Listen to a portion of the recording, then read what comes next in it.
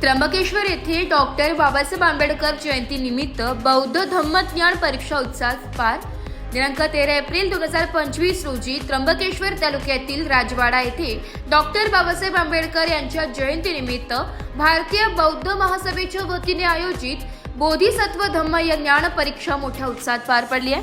या परीक्षेचे केंद्र प्रमुख म्हणून माननीय मनोज मोरे यांनी जबाबदारी सांभाळली आहे, तर परीक्षक म्हणून रमेश जाधव यांनी आपली भूमिका पार पाडली आहे. परीक्षेच्या यशस्वी आयोजनासाठी समता सैनिक साहेबराव पालवे व लक्ष्मण मगर यांनी परीक्षास्थळी चोख बंदोबस्त ठेवला. यंदाच्या परीक्षेला परीक्षार्थ्यांचा चांगला प्रतिसाद लाभला. एकूण 60 विद्यार्थी परीक्षेत सहभागी झाले होते, त्यामध्ये विशेषतः मुलींची संख्या लक्षणीय होती. यावेळी नाशिक जिल्हा संघटक अरुण शिंदे, सरचिटणीस हनुमंत देहाडे, सुभाष सोनवणे, चिमन आंबापुरे, मोहन सोनवणे, हरिभाऊ सोनवणे, रोकडे, सोनलताई, गांगुर्डेताई यांच्यासह अनेक मान्यवर उपस्थित होते.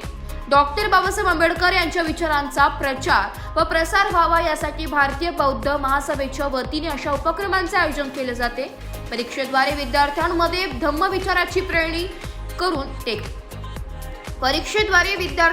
धम्मविचाराची प्रेरणा करून समाज प्रबोधनाच्या दृष्टीने मोलाचे कार्य केले जात आहे.